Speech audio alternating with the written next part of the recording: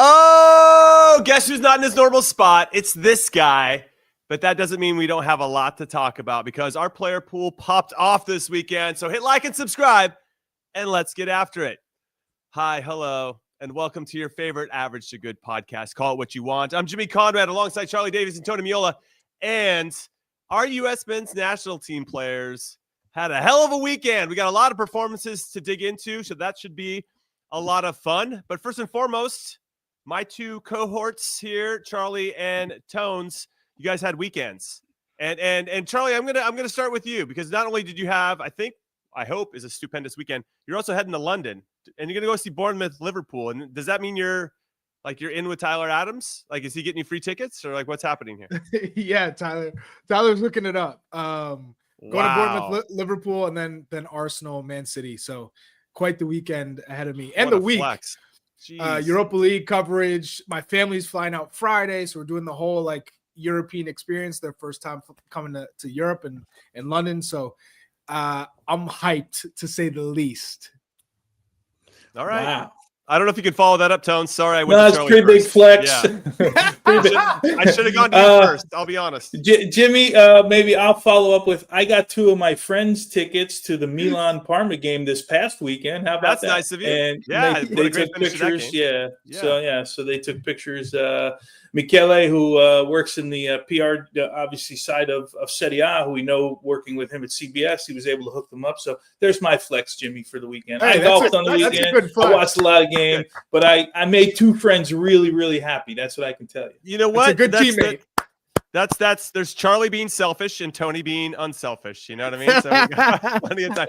That sounds about right. Goalkeeper and number 9, selfish and unselfish. There you go. Yeah. Okay, so fun fact for everybody. I was in Vegas this past weekend, and I had a reunion, I should say, of my U17 team. And we won State Cup, and I remember playing Pablo Mastriani in the regionals, and we had a really, really good team. All of our players on our team got offered Division I scholarships. So you can just give you some idea of the quality. So we reconvened to play in an over 45 tournament in Vegas this past weekend. My brother lives there, so I got to see family and then hang out with some old friends. And it was great. We got to the final. Chuck, I told the story in Morning Footy, so you got a little bit of a teaser here. But I got a red card in the semifinal. There's no tackling in this league, Tones. Okay, and everybody listening, no tackling. I got 2. What are you doing in it? Yeah. Well, that's right. What are you doing? Listen, I'm scoring goals. I got 7 goals and 3 assists in 5 games, baby, which probably tells you that these guys are not in as good a shape as they should be, and that's where I win. But I will say that I got 2-footed from behind. There's no tackling allowed, and yeah, obviously you can hurt somebody pretty seriously if you get 2-footed from behind. So I turned around and got in the guy's face, and he acted like I hit him, and he fell down on the ground like his face was hurt. And I was like, "What is even happening?" I get the red card, and the other guy doesn't get anything. Tony basically said, joke.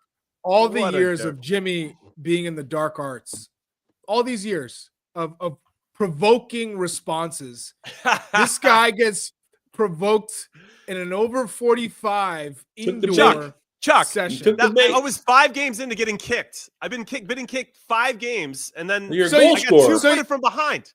So you held on for four games, and the 5th game you said, "You know what? I'm gonna blow this thing out of the water." I was tired, Chuck. Those are a lot of games in a 24-hour space, and the first thing that goes when you're tired is your sensibility, and you just go straight to emotion and high emotion. And at that point, I'd been getting kicked for that. I scored a banger in the semi, by the way, top corner. But you know what? That's beside the point. I got 2-footed from behind. That guy's chirping all the way around town. I kicked Jimmy Conrad. I got him thrown out. Jimmy got a red card. He's out. I baited him. They did. I mean, I was a bunch of donkeys. They were just taking turns kicking me. So you know what? We got to get this guy on the show. Let's get to the show. Let's get to the show because let's get a guy on the show. Forget the show. Get him on the show. Okay. So here's the thing. First things first. We're gonna do a deep dive into MMA. Okay, McKennie, Musah, and Adams in this segment. Okay, is it the best that we've seen from these 3 guys right now? Are they locked in to be the midfielders once again? They did it for Berhalter. Will they do it now for Pochettino, especially given how well they're performing for their clubs? Drop your comments in the live chat. That's what we want to know. Now, while you guys are discussing that in the chat, it's going to be a little bit of story time, more story time. But Tones, I'm coming to you first because we're 500 days out from the World Cup starting in 2026. What were you doing 500 days out? Let's say it was February 2nd, 1993. So 500 days out before the 1994 World Cup. Was your position solidified? Like, were you feeling comfortable that you were going to be on the 94 World Cup roster?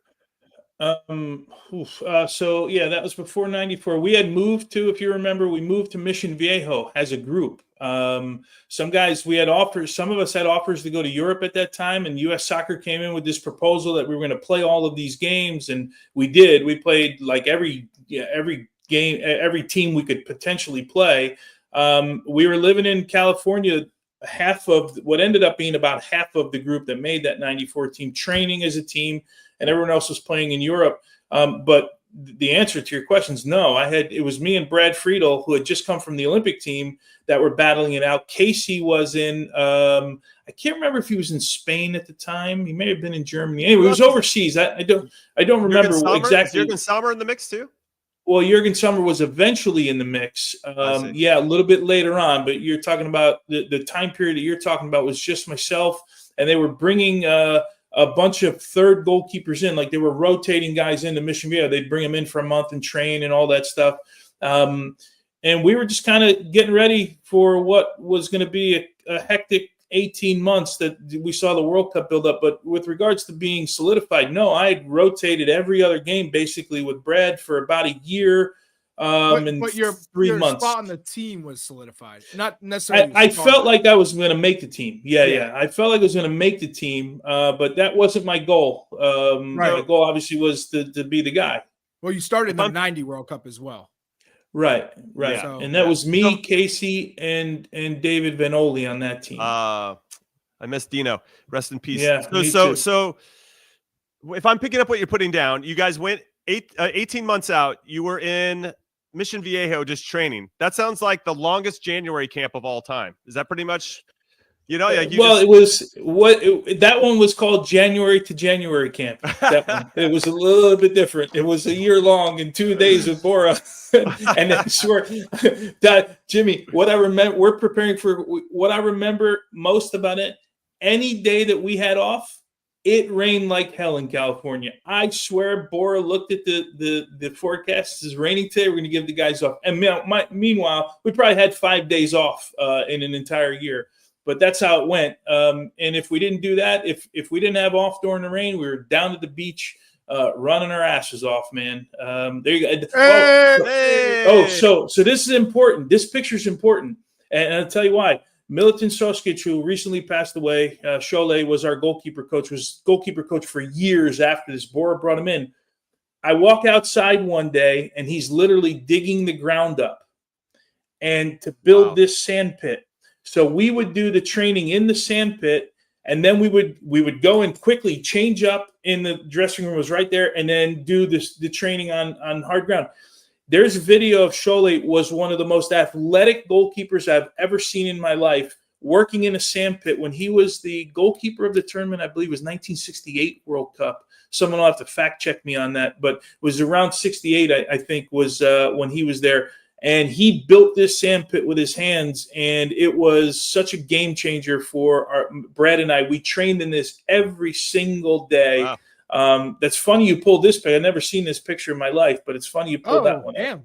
So yeah. Tony, tell me the advantages you felt from doing that. What were some of the workouts like? Were they normal goalkeeper training workouts that you would do on grass, or were they a little bit different? And what were the benefits that you felt? Well, just think about, so basically his way of doing it was we'd do like 5 or 6 exercises, right? And you'd do the exercises as if you were on grass. And then you'd get changed if we had to. We'd get changed really quick. And we do those same 5 on the train. So this is like you're talking about a half-hour period, right? Before, you know how it is. The goalkeepers are working out. You guys are doing nothing over there talking. And then finally, when we come in, you guys work a little bit, right? So you think about, you feel like you're doing it in the beginning like you're underwater, right? But you're fighting through it and you're getting stronger. And then you feel like when you get on what you feel like you can imagine when you get on grass, right? Now you feel like you're going, 110 miles an hour, right? You feel like you could jump through the roof. And man, it was so. We did this for a year and a half straight. It was incredible. I would recommend training like that to anybody. And I know they do it in Europe quite a bit. But anyway, that was part of our preparation as a team. I love that. The biggest advantage. The biggest advantage. I was the captain. I ended up being the captain of that team. Was I could tell all the European players when they came back exactly what they should expect. 2 a day, every single day. 1 player, 1 ball. I know that's the famous drill that Bora did. And don't worry about what he draws up on the board, and don't give him an answer because you're never going to get it right. No matter what you answer, you're never going to get it right. I was able to prep everybody on all that stuff. But yeah, that's a fun memory.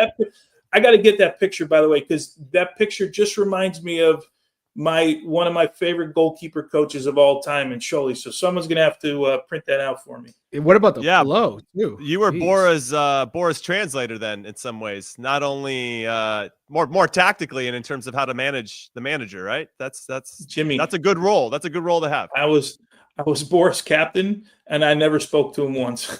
he never. That's probably why I like opinion. He only knew that I was the link between the guys here and the guys that were playing in Europe. So, because you're a goalkeeper, that's why. Yeah, that must be why. Right. So in our little rundown here, I had 500 days out camp. For my World Cup in 2006, 500 days out. That was my first ever January camp. So we're talking January 25th, 2005. And honestly, my only goal was to be better than the players that were there in camp with me. I tried to outrun them in fitness. I would just try to be able to play simple, have a good attitude and all that stuff. I had no idea. I mean, my first ever camp, to even dream that I would be playing in a World Cup in 2006 was just beyond anything that was possible. But I tried to keep it very small and what I could control, which was just trying to perform better than the guys around me. And then that led to Bruce going, hey, this guy's got a little something. And he trusted me. I went to the World Cup qualifier a month later. I was one of the few guys in that camp that went to the World Cup qualifier against Trinidad. Eddie Johnson scored in that game. That's when he was on fire and scored like 6 goals in 6 games before he got his turf toe, which derailed him for a little while, which is unfortunate because Eddie was unreal at that time. And then, I just kept parlaying that into earning the trust of not only Bruce and the staff, but the other players. I'm sure the older players like Claudio and others got to chime in on whether they thought I was a good fit. So I was still dreaming. Ultimately, the short answer was 500 days out from 2006. I was still dreaming that that was even going to be a real possibility. All right, let's get into MMA right now. And Chuck, I'm coming to you first. Beautiful. Do you think that these 3 are locked in to be starters under Mauricio Pochettino, knowing that Pochettino plays it a little bit different than the 4-3-3 that we see or had seen from Greg Berhalter? Tyler Adams, absolutely on fire right now. The guy is healthy. He looks fantastic, and he's leading Bournemouth. I mean, they took down Nottingham Forest this past weekend, 5-0. Forest were like red hot. They took down Newcastle. They took down Bournemouth. They took down 2 assists for Tyler Adams as well. Unbelievable. Forest. Yunus Musah probably had the best pass of his career against Parma this weekend. Weston McKennie's the guy that's like a jack of all trades, playing every single position, but being trusted to start every game and be vital. It feels almost undeniable that these guys are going to find their way on the fields, but where do you put them? Yeah, I would say it's not etched in stone. So from what we can tell right now, Mauricio Pochettino likes to play with two 10s. And that's when he brings Christian Pulisic in, which is when he had Weah on one side and he played Musah on the other. Now, we all don't think Yunus Musah's best position is that right wing, but it seems like that's where he's using him because he wants to include Weston and Christian Pulisic in the middle. Now, in that D mid role, we know Tyler Adams can play the lone 6. So it'll be interesting to see when he gets them in camp, which is great because they're all playing and they're all fit and in form, what that looks like. I saw a couple of comments here. Sam Hedges says, no, I'm more of an MMR. So Musah, McKennie, and Reyna. But Reyna's not playing. Reyna's not going to start. That's one thing we can all say. He's not going to start right now because he's not playing. He's not in form. So it's figuring out what does that midfield look like with Pulisic and McKennie in the midfield with Tyler Adams. We know that Mauricio Pochettino loves Yunus Musah. That's a fact. He loves him. He thinks he has a lot of quality. And it's no coincidence that Conceição has played him now and trusts Musah. And Musah's with that pass, that final assist to Reinders, it was incredible. The weight of the pass, so good to see the pass, the way it was bent in behind. So we know he's capable. We see all these glimpses of Yunus Musah's ceiling when he's shooting and hitting the crossbar in the friendly against Brazil, when he's dribbling at players and taking shots and hitting the post and these final passes. Now, can he just put that all together? That's what we're waiting for. And if he can, we're talking what's the limit with Yunus Musah. So I don't think we're just going to see MMA anymore. I think they'll all be involved, but I think it'll be a different look. Okay, so if you have Tyler Adams, somebody's going to be playing off of his shoulder. I don't suspect that Tones. I just don't suspect that we're going to have. There's something about the double pivot that Mauricio Pochettino likes to have. Now, it could be Jedi Robinson filling in that gap. It could be Yunus coming from right inside, right? And then you can push Weston a little higher, and he could then be partnering with Christian in build-up phase, right, as we kind of go into more of a 3 in the back and build-up phase. But I wonder what that looks like, because Weston does have an incredible ability of joining attacks late. And obviously we want to play to as many of the strengths of our players as possible, including Weston. Well, you mentioned one that I was going to talk about. What about playing Tyler as the single pivot with that whole thing they did with Anthony Robinson coming in the midfield, right? I don't know how that works out, but as far as Yunus Musah, the one thing I can tell you, he's growing into Conceição's good graces. I mean, I think he after the semifinal in the Supercopa, he started that game. There's only been one game other than that, I believe, he hasn't started, but he's come in and done a great job. And I think he's at a moment where he's given Conceição no choice. He has to play him, right? There's been a couple of injuries, but the moments that he's been on the field, and you add the goal he's involved in. I know it's a deflection against Juventus. I get it, but he's still involved in that play, plays well. The pass he gives yesterday, which we now know is in the bag, right? It's in his kit to be able to slip a ball through like that to play to Reinders. I'm with Charlie though. I still think it's we're 500 days away from the World Cup. I don't know that this is set in stone. More so because we don't know how Pochettino wants to approach it with everybody there. We're kind of hoping in March we have a closer idea of what Pochettino is thinking, because this will likely be the first time he has everybody. I don't know where Dest stands in the fitness part of this for March. I would assume if he's fit, he will bring him in. But I think it's more, Jimmy, to your question, on what Pochettino wants to do rather than MMA as we've known it in the past with those three guys in the middle of the field. That's just how I see it. Well, I love that you brought up that Conceição is trusting Musah. He's currently played the 4th most minutes for Conceição. Only Reinders, Theo Hernandez, and Fofana have played more. 2 of those guys are defenders, and so do you remember seeing Jimmy? Do you remember seeing Tomori and Tammy Abraham doing like a guessing game, like? They were playing some sort of trivia with each other. And one of the questions was, who can play this position, super utility. And then the guess was like Yunus Musah. And they're like, no, but that's kind of what they think. I looked at it and I was like, oh, they think Yunus Musah can play all of these positions, which he can, but he doesn't have a solidified spot, like he's an attacking central midfielder or he's a winger. You could tell that he's kind of used all over the place. Well, what's interesting is that's how they're describing Weston McKennie right now. So we got 2 tweeners in our midfield, whereas Tyler Adams is clearly a 6. And now you got these other ones that are orbiting that 6. And now how do you best utilize them? He would say he's an 8, comes back, I think. I think Tyler Adams would now say, no, I'm not just a 6. I'm an 8. I can go forward. Well, he's dropping dimes and getting assists. I think he's the first American to ever have 3 assists in 2 consecutive Premier League games. So shout out to Tyler Adams, even though some of those assists he probably would admit a little gratuitous. He gave one to Justin Kluivert this past weekend.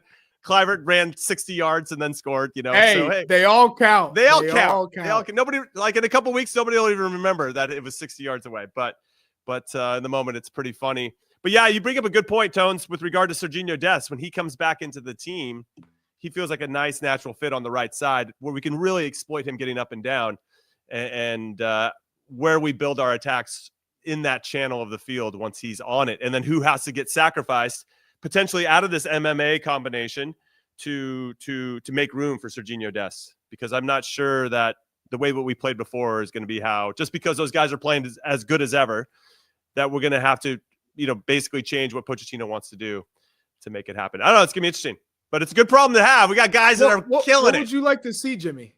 Like, let's say you're a center back in this team. Okay.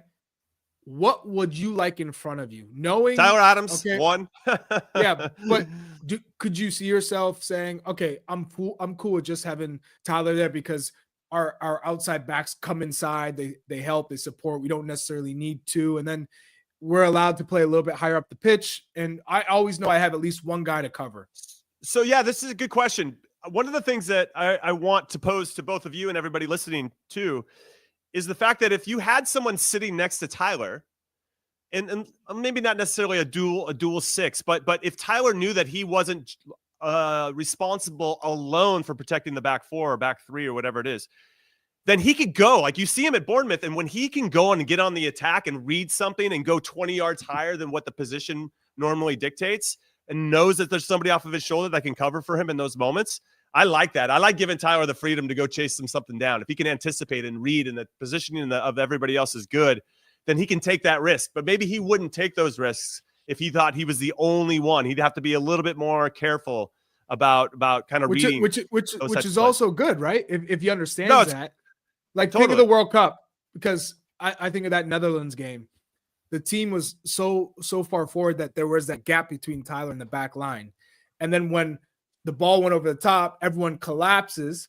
And then that cutback ball, which happened twice in that game, was open because of that. Mm-hmm. And so if you told Tyler by himself to say, I think as you've gotten older, you've gotten wiser, that your IQ has definitely expanded. So now we're saying we want you to be a little bit more stay at home. We want you to be a little bit more, not cautious, I wouldn't say is the word, but I just say it'd be more of a player that's kind of responsible for just protecting the space in front of the back four and not having to venture forward at times, right? Reading the game, but more so, okay, protect us when we're going forward. I think he would be able to do that. He has the patience now to say, okay, I don't have to stretch my legs. Okay, so let's talk very quickly then about Dest, though, Tones. I want to bring him into the equation too. Jahir says Dest is better attacking on the wing than Musah. Sam says Dest walks into this team the moment he's healthy. We got people agreeing with that. Rafa says Dest is locked in when healthy. Can't say the same about Reina at the moment. So you bring all these factors into the equation, and it would be interesting, actually. Let's say we did the reverse of what we did with Jedi, where you could bring Dest into that spot next to Tyler off of his shoulder and build up phase. That would be interesting because we know Dest is very good holding the ball under pressure. So and can break the lines as well. Where do they? Maybe they can write in where they think he's a lock, because is it call it the Joe Scally position for now because he's the only guy that's really played there, or is it the other position with Yunus Musah? Where do they think he's the lock? Right? Because they start with 4, which has been Scally on one side and Anthony Robinson on the other side, right? And the 2 center backs. But which position do we think he's the lock in? Is it the right back position, or do we think he's the lock in the other position? Because I'm not sure if it's the right back position, because the one, and I don't know if it's Joe Scally, but the one thing that position under Pochettino with Anthony Robinson going forward has been, those 3 guys have been good defensively, right? And we know that's not Serginho Dest's strong suit. So I'm just curious in the comments where they think that lock is for Dest. Yeah, I would say the right back, wing back. Chuck, you in agreement with that? I think defensively, we talked about this all the time. If you're playing with a back 4, if you're asking him to bomb forward, teams will say, okay, that's the vulnerability right there. But if you remember how Pochettino played with Tottenham, he had Danny Rose as the left back who would bomb forward, and he had Kieran Trippier as a right back with Dele Alli in front of him and Heung-min Son in front of Danny Rose. So he did play with guys who were just getting up and down. Or Dele Alli came a little bit more inside, but I could see him playing with Dest as a right back too, because that limits you in terms of if you want to get, as a coach, the idea is to get your best 11 on the pitch. You're taking one really good attacking player off the pitch if you include Dest as that right winger, right? Or right midfielder, right wing back. So keep him as a right back and you just have to have balance. So if Dest goes, baby, Antony stays. If Antony goes, Dest has to stay. Yeah. And just hammering that home, because we have seen Serginho Dest defend as a right back. He in the World Cup, there were no questions about him defending. There were no questions about Serginho. So we know he can defend. And the Nations League, when they absolutely mopped Canada and Mexico, he defended. So for me, it's he got a red card, I think, in the semifinal, actually, against Mexico. But he defended up until that point. I'm saying, let's get our best 11 on the pitch. And if that means Serginho at right back, keep him at right back.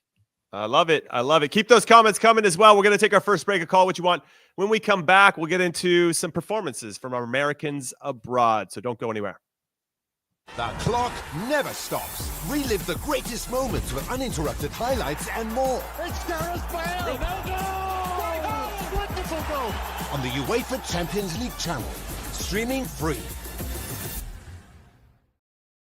Welcome back into Call What You Want. I'm Conrad Dino alongside Chuck Wagon and Big Tones. And we, first and foremost, want to state, do you think that Josh Sargent can leapfrog Flo Balogun in the U.S. men's national team depth chart, especially after Sargent scored 2 goals in his return to the starting 11 for Norwich this past You guys weekend? are trying to do Balogun dirty with this question. I'm just saying, that's just the question. This is the question for the chat. Or hit us up at Golazo America. We said Balogun was like the savior in this position, with Sargent already being there, with Ricardo, Pepi already being there, all these players, and all of a sudden now we're saying he's 3rd, 4th on the depth chart.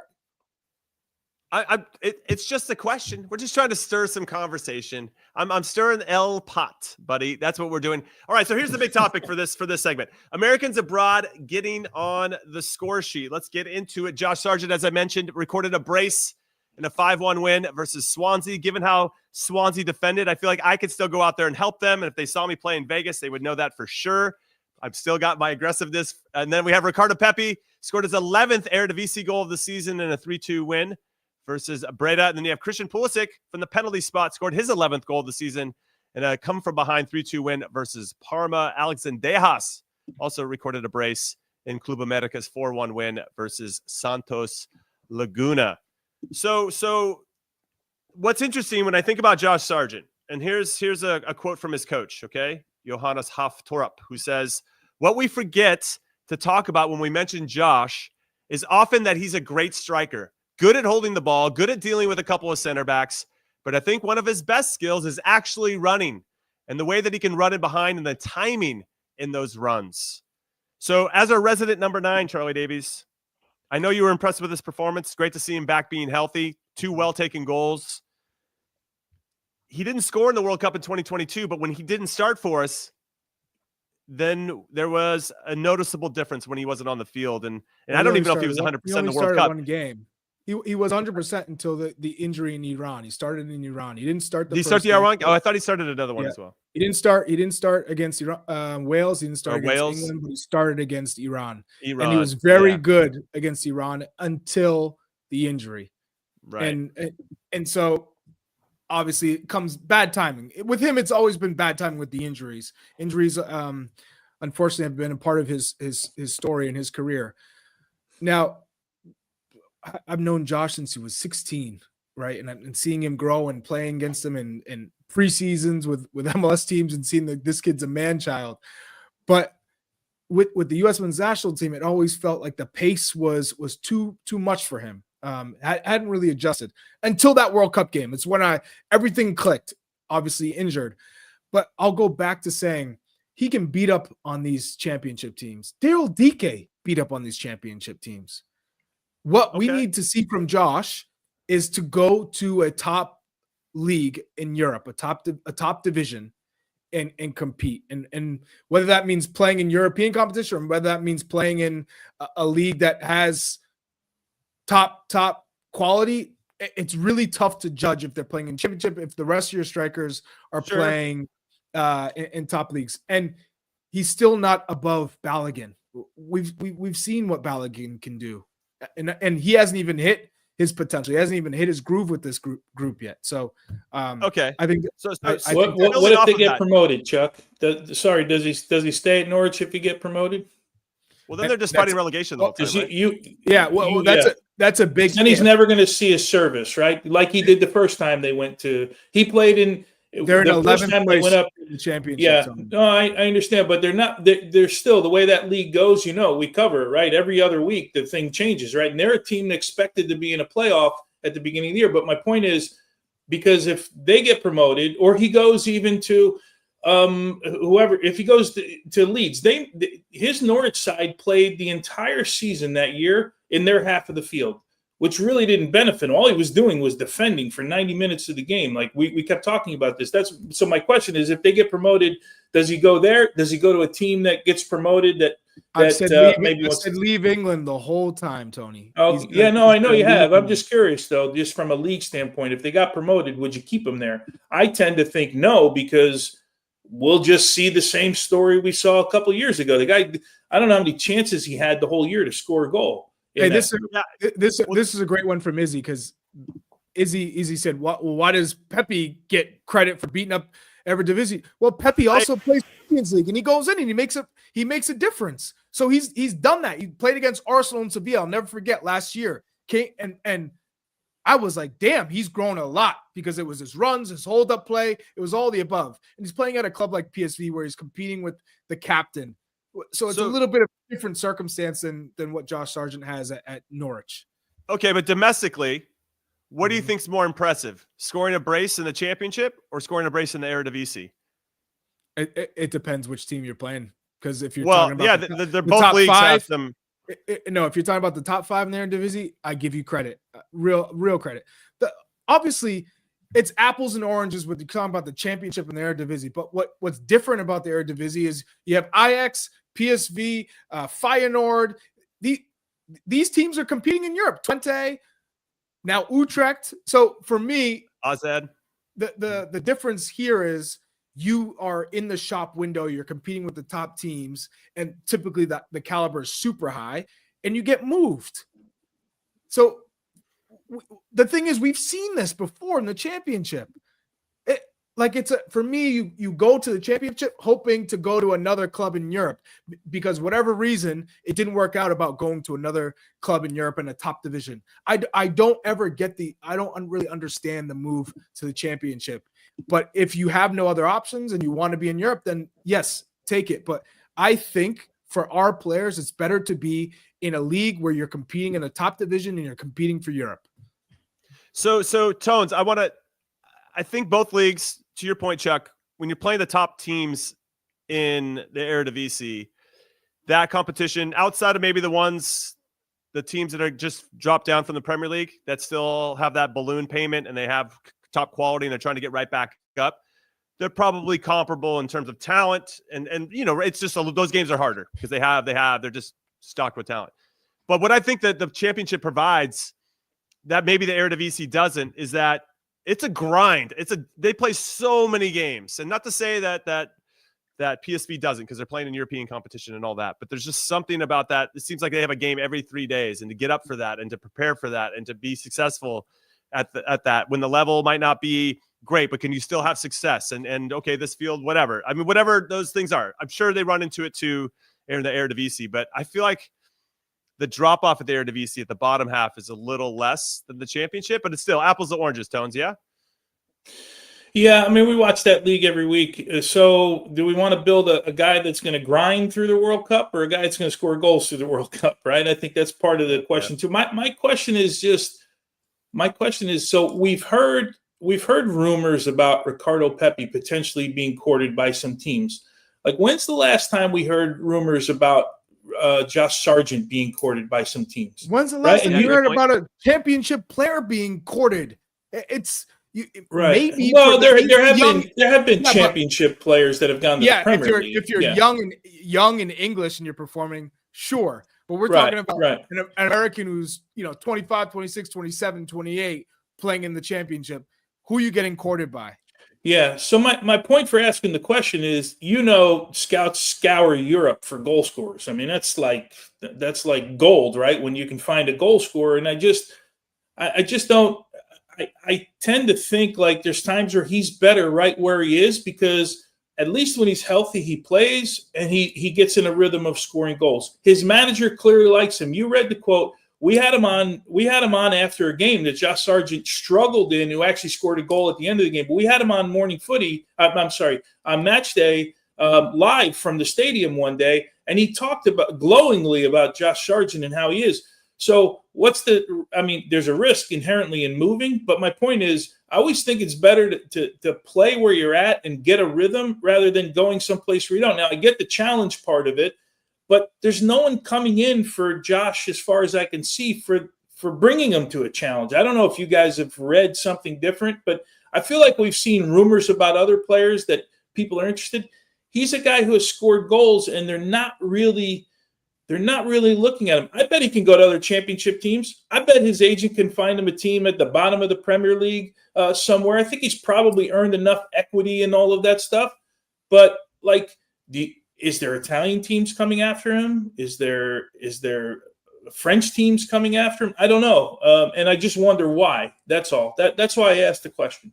It would be nice if he could get to a team in the Premier League that is kind of exceeding expectations, or on the precipice of doing that. Like Nottingham Forest obviously is a great example because they've exceeded expectations. Bournemouth, Tyler Adams is well positioned to everybody's gonna benefit from Bournemouth's success. So what I'm saying is, like, Tyler Adams, Justin Kluivert, like, everybody gets elevated. Ouattara, like, everybody gets elevated when the team does well. Yeah, but what would that do for Josh Sargent? Well, just hopefully get him on the field and prove that he can hold his own. He's not playing over Chris Wood. No, I'm not. I'm just using that as an example. Like, what team now? Is there a Brentford? Like, could he get in Brentford and be a super sub for Brentford? Do we think that would benefit him in his own growth?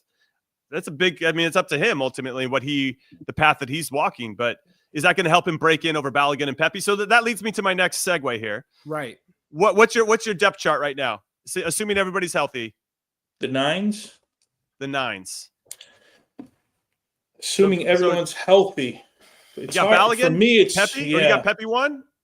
I think right now it's just hard for me to get over the injury of Balogun right now and not put Pepi first right now. Okay, that's at least fine. He's scoring goals. So Nations League. So right now, just so everybody has a frame of reference, Balogun dislocated his shoulder, had surgery. He's not back until April. So he's definitely out of the Nations League in March. But the Gold Cup is going to be a competitive roster. They're going to miss a couple people to the Club World Cup. Weston McKennie came out and said that most likely, he didn't know for sure, but it looks like he might be joining Juventus. So him and Tim Weah would be out. And then you got Gio Reyna, who's at this time still linked or still with Borussia Dortmund, but he could be on his way out. And I wonder how that impacts maybe him and some others that are doing some transfers or trying to move in the summer. That impacts their involvement in the Gold Cup as well. But so that's where even Serginho Dest can get into that roster in the Gold Cup, which I think will be important for him and others. Well, okay, let's say, you have to have Balogun in the conversation. That's why I bring it in, Tones, right? He's for the Gold Cup. Gold Cup, everybody's healthy. Like, who's your nines and who's starting? Okay, Gold Cup. Balogun's number 2 for me right now. Pepi's one. Pepi's earned the 9 shirt right now. So I'd say Pepi, Balogun, and then Sargent. Okay. Haji Wright, is he a winger for you? You put him in the 9? Yeah, in this team, I'd put him as the 9. And the funny thing is, I would still have Weah above all of them if they were willing to play him as a 9, and if he was like, all right, put me at the 9, because I don't think he necessarily wants the 9, and I don't know if maybe he was turned off from being an attacking player because your father was an all-time great, and so right, it's naturally those comparisons will come if you go, oh, you're a striker, your dad was a striker, and just always having to deal with that. So I think it's easier for him to say, oh, I'm a right back, I'm a left back, I'm playing, I'm doing my thing. You can't compare me to my dad. But we all knew he was a naturally attacking player, and he's so gifted, and he's quick, and he's only getting better.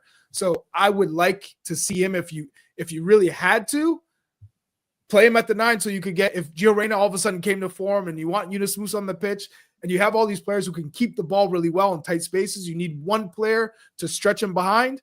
Of all those players, I would have Timothy Weah as my 9, and it's not even like a false 9 because over this was everybody healthy over Balogun. You'd have Weah number 1. and Pepi. At the moment, yes. At the moment, yes. But not taking him out of the consideration, I think it's Pepi, Balogun, and Sargent. I like that. I like Tim way up top. Obviously, he scored a great goal against Wales. Hey, we've been calling Zendejas since 2010. Since the 2022 World Cup, right? All of us. Right. No, that's probably how I would go with those three right now. That's how I'd probably see it. I'm interested to see what Brandon Vasquez does because I think Pochettino likes him, but he has to have a killer MLS season. Like he's got to blow it up and get back to goal scoring because I think he gives a little bit of a different profile than some of those guys. Still interested to see what happens with Ajiman but I don't see him in that Gold Cup. They have to score. Roster. Both of those guys have to score. They got to have monster years, like no doubt type of years, right? Like the Taylor Twellman, Brian Chang example I gave in a podcast a couple podcasts ago, where both of those guys were in the 20 goal range. They're just on fire. Every game they're scoring 100%. A goal. Yeah, you need one of those types of seasons. Because then you potentially take a flyer on somebody that is in good form.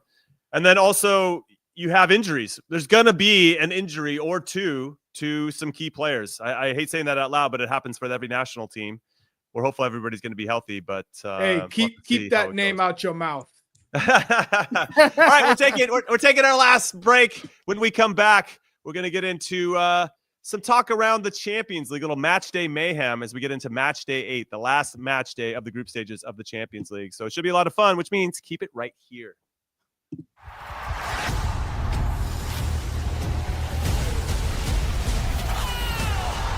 a moment! Oh, brilliant! That was breathtaking. What a sweet finish! Stream every UEFA Champions League match live on Paramount+. Okay, welcome back in to Call It What You Want. I'm Jimmy alongside Charlie and Tony, and we want to talk a little Champions League. The big question is, who is going to secure the top 8 spots into the round of 16? If you're not in the top 8, the other 16 teams have to play a 2-legged affair to then book their ticket into the round of 16 against one of the teams that's just been rested and hanging out and waiting for you to show up. Now, Liverpool and Barcelona have already booked their tickets for that top 8. But who are going to be the next 6? Who do you guys like to make that happen? Drop that in the chat right now. We got a little match day mayhem, though, for the Americans in the Champions League. Now, here are the 6 fixtures, and we're going to throw up a nice little graphic. If you're just listening, I'm going to read them out to you. We got PSV. These are involving, US men's national team players. PSV hosting Liverpool. So Liverpool are currently first. They've won all 7 of their games, absolutely cruising under Arne Slot. PSV currently in 19th. They're 3 points from the drop, but they should be fine. Then you have Borussia Dortmund, Shakhtar Donetsk. We had Gio Reyna potentially, hopefully getting off the bench in this one. Dortmund looked good to get into, not in the top 8 per se. I think they can, and they need a lot of help. Most likely going to be in that next tier of 16 teams to go in the 2-legged affair. So we'll have to wait and see how that goes. Then you have Juventus, Benfica. Juve have not won or only won one of their last 5 Champions League games. That was against Man City, though, 2-0. So fair play.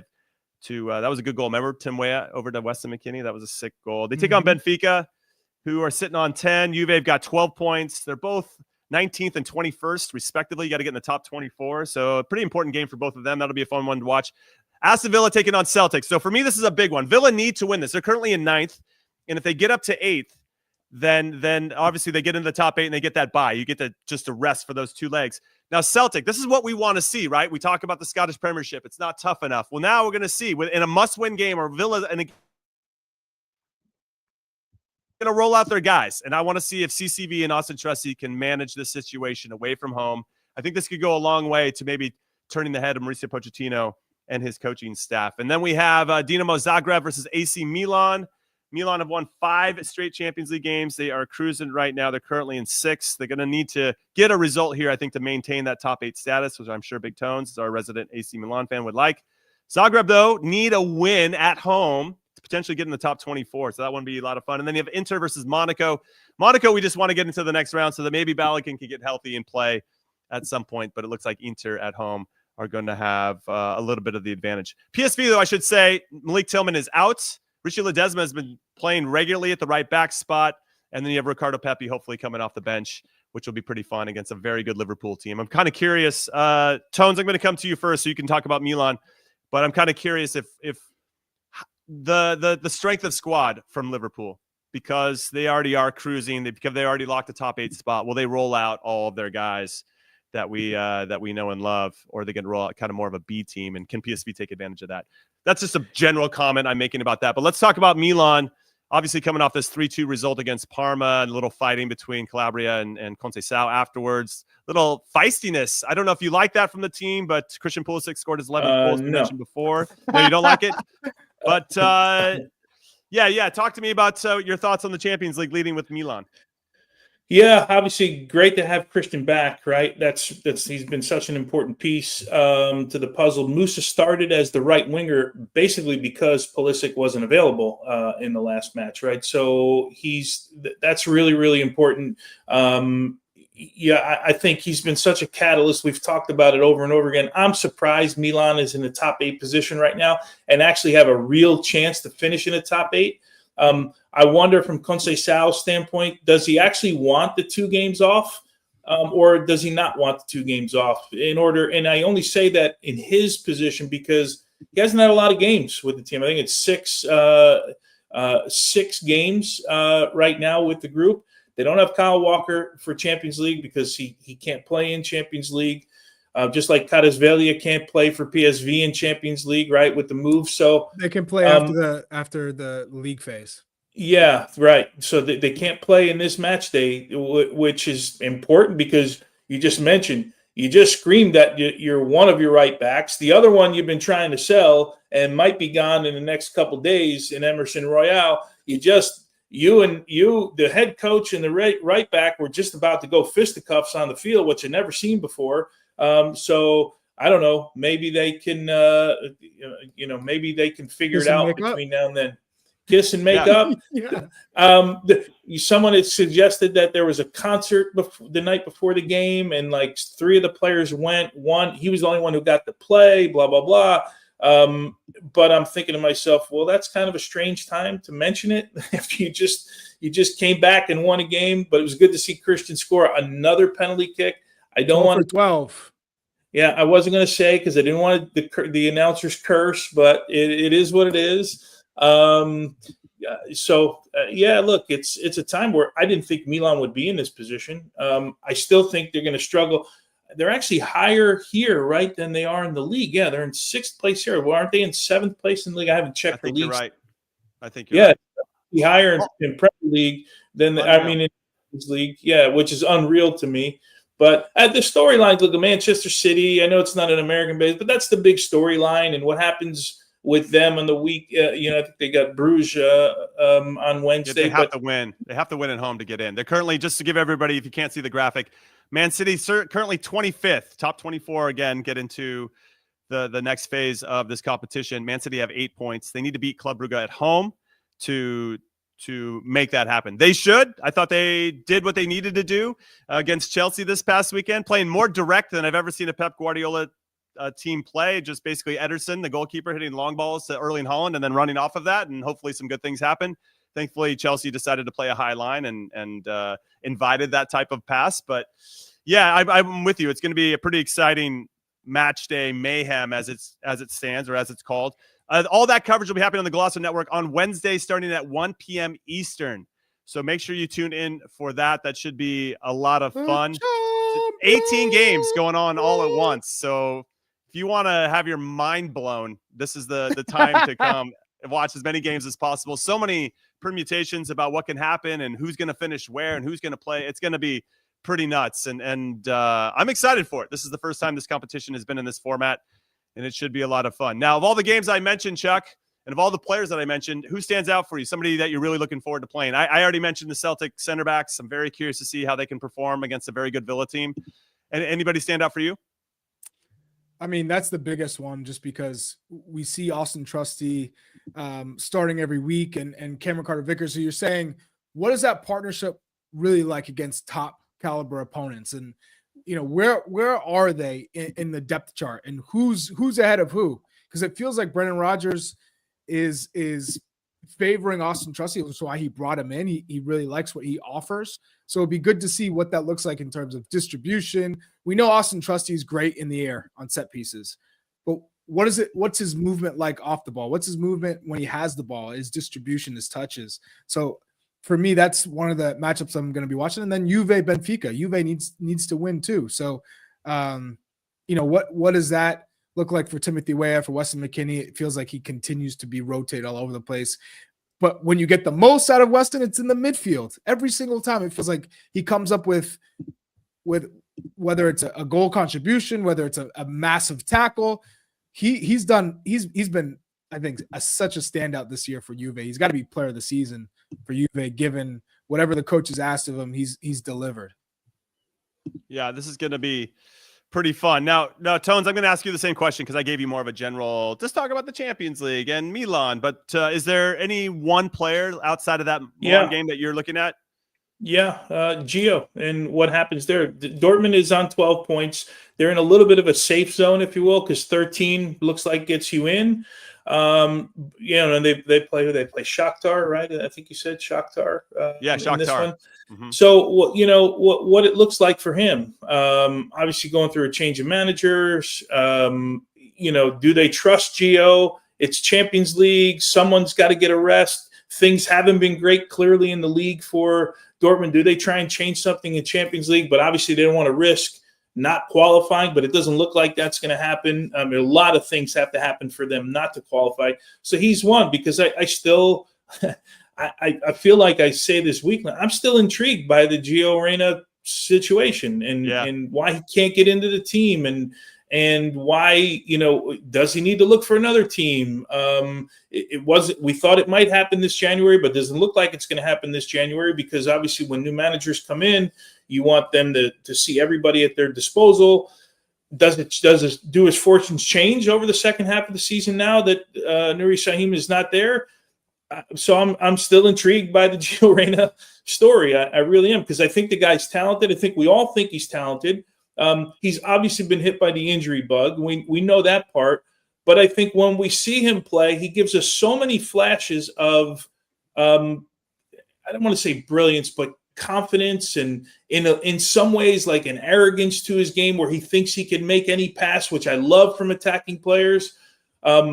But we just know the minutes haven't been there. So I want to see him play, man. I think if he plays, it's to make that first 11, and we always bring this back to the national team, right? Because this is what we do.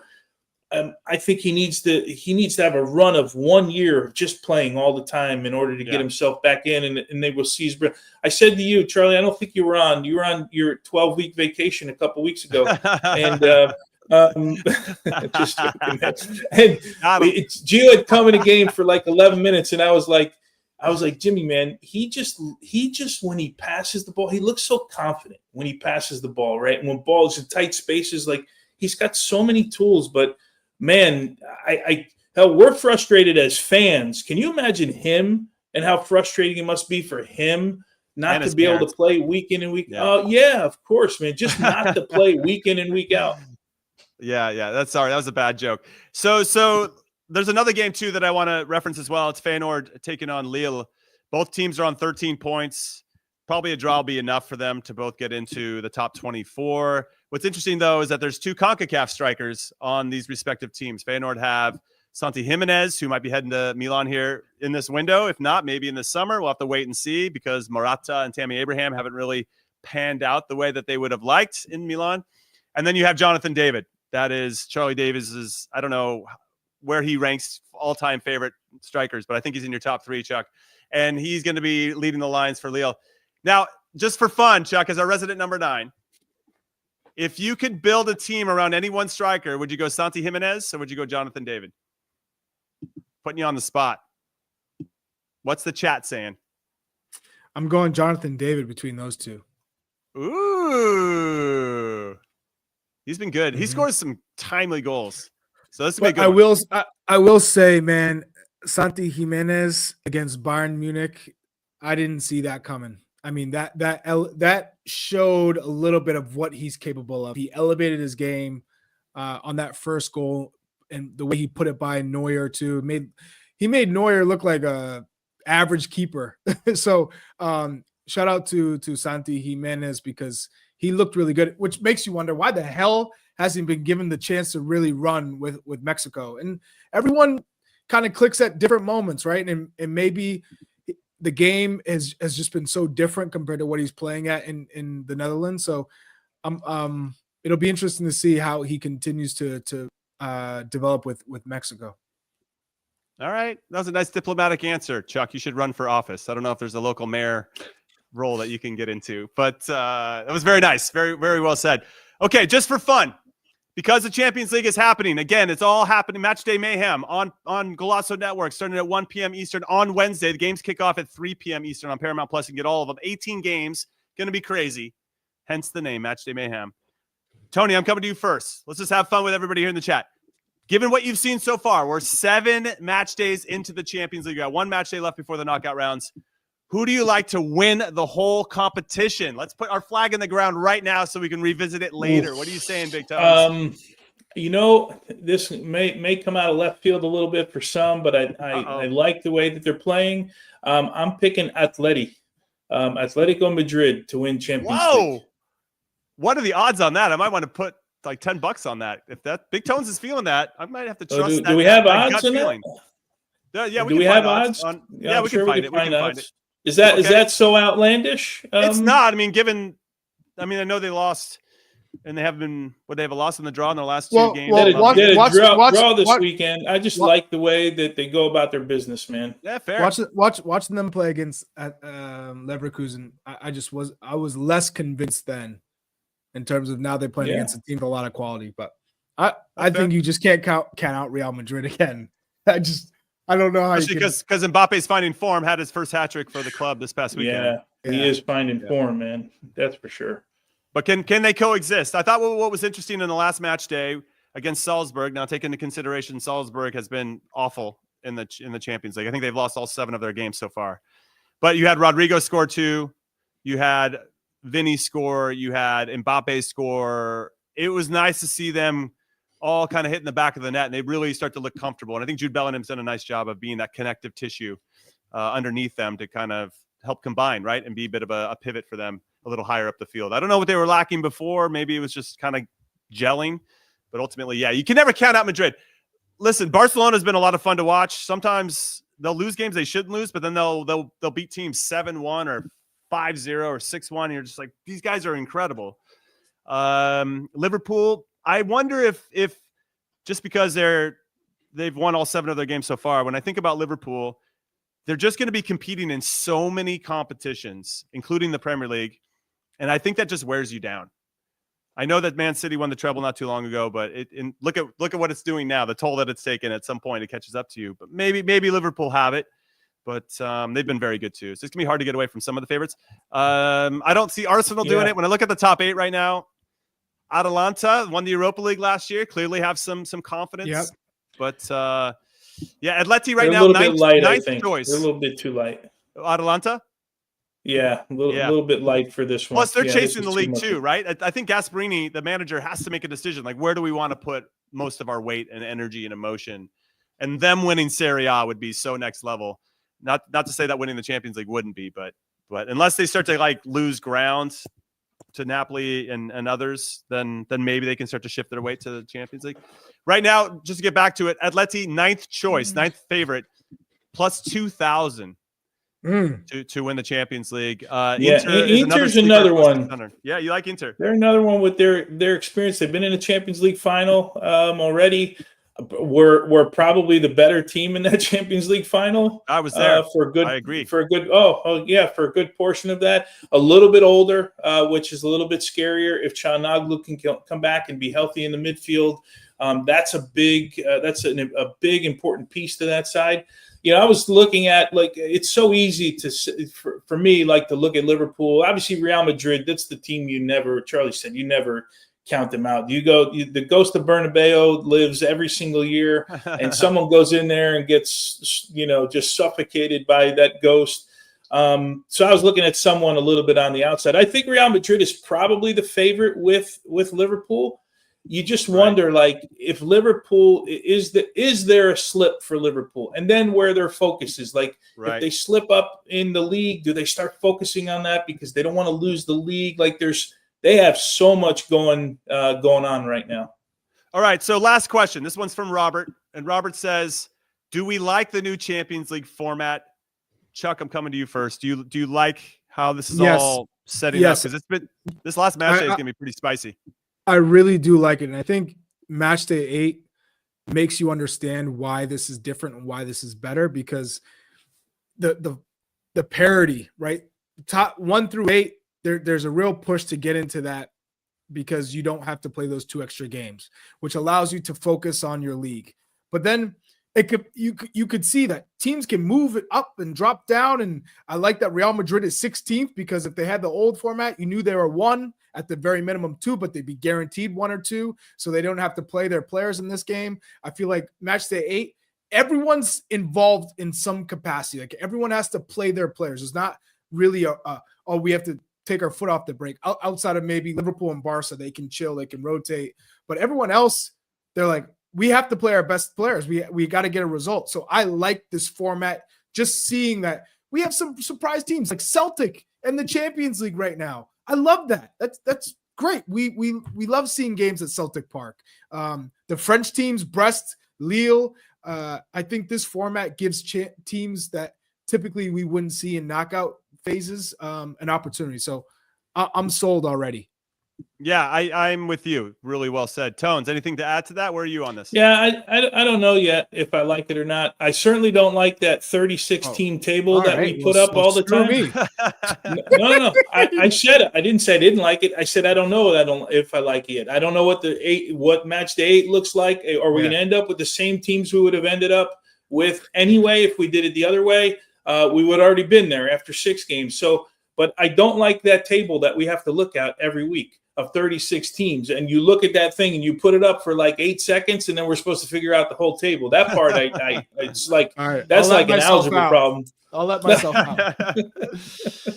I love it. I love it. All right, that's Charlie's it. going on another vacation right now. He's going away? No way. No, he's going to London. That's crazy. I gotta go pack. I gotta go pack. I can't believe He's on his private jet. You got to give him some time to get over to that. I do want to give one last shout out to Nokai Banks, the 18-year-old U20 player for the U.S. men's national team, U20 U.S. team. He got a start with Augsburg this past weekend and looked pretty good. So just one for the future, but I wanted to give him a shout out because I thought he performed very, very well. No Kai Banks. Well done. By the way, friends. what's everyone got a problem with me wearing velvet? Velvet is nice. I see a lot of people in here be like, why is Chuck wearing velvet all the time? That's when you own multiple properties, that's just your normal everyday clothes. You know, it's just you need a little. I wish you had a smoking pipe. Are you fine in that? Is that comfortable?